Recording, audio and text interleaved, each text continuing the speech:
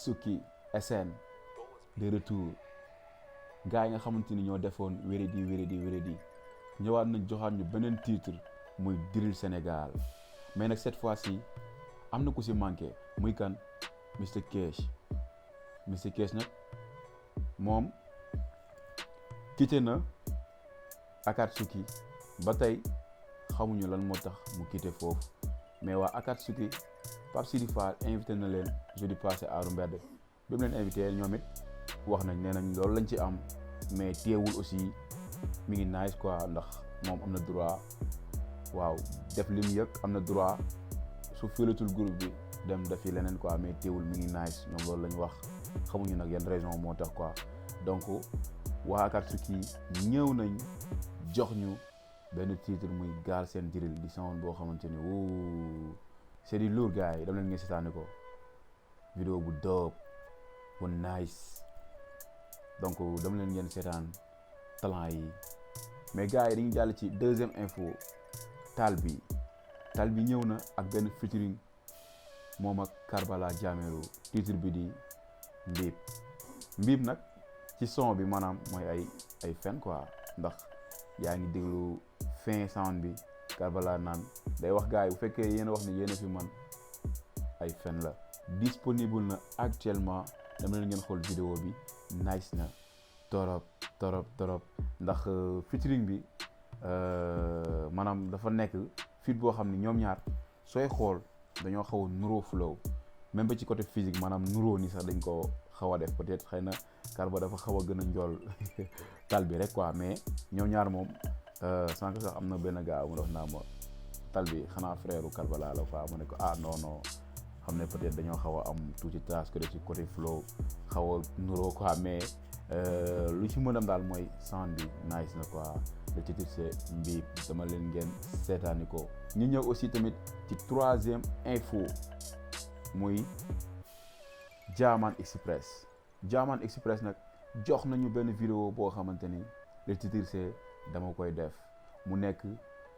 vidéo boo xam ni nice na vidéo boo xamante tamit ñu bëri ñi ngi naan dafa tontu Brah Xpress parce que moom ak Brah li ma wax rek Xpress tas na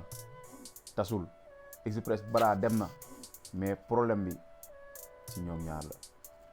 loolu lañu mën a wax parce que depuis bi problème bi amee ñun surtout man damay suivre seen ñoom ñaar ñëpp am na loo xamante ni gis naa ko ci story Brah récemment yàggul ma demaat gis jaamaan publier moom tamit di tontu nga xam ne booy méngal da nga naan ñoom ñaar am na lu ñuy sànnante ba commentaire booy xool ci côté jaamaan yi gis ñu naan non lii xajul seen diggante quoi mën na nice affaire yooyu noonu quoi pour man sound bi tontu la quoi ci ñoom ñaar ndax d'après mooy vidéo bi nga xamante ni dama la koy jox mi ngi nii ci page Brah Xpress lii la publier. nit na xàmmee li nga xamante ni bi ni mën na ko wutiwaat soo ko ñàkkee mu bañ ko weccoog lu nga xamante ne soo ko ñàkkee c'est définitif tu vois loolu dafa am solo trop te je pense que li indi yenn amalgame yu bëri du dara lu lool yu bëri ñu ngi weccoo ak loo xamante ni bi nii suñu ko ñàkkee mën nañu ko amaat ak te ñoo xamante ne suñu ko ñàkkee mënoon nañ ko wuti jiwaat donc il faut nit di mën a ràññee di comprendre loolu il suffit nga def loolu la nga ci des amul problème donc di leen remercier waat ci invitation bi di leen wax franchement que ni au fait c'était un honneur comme ni ko Dia expliqué léegi et tout di wax voilà bonne continuation à vous aussi. Brah nag suy wax moom il faut nga am ay yeneen nopp il faut nga am nopp yi la yàlla jox ak yeneen nopp yu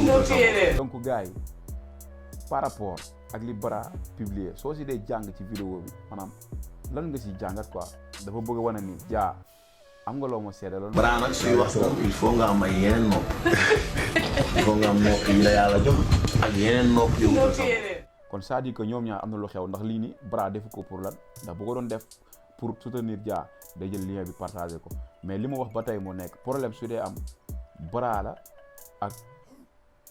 Dia ndax defe naa ne sele amu ci kenn problème kon Brah Xpress jaamaan ak ñi nga xam ñi ngi ci biir Xpress ñi ngi leen di xaar ngeen firi ñu xam nan la fa demee mais ñun li ñu jotagul gis yéen ñaar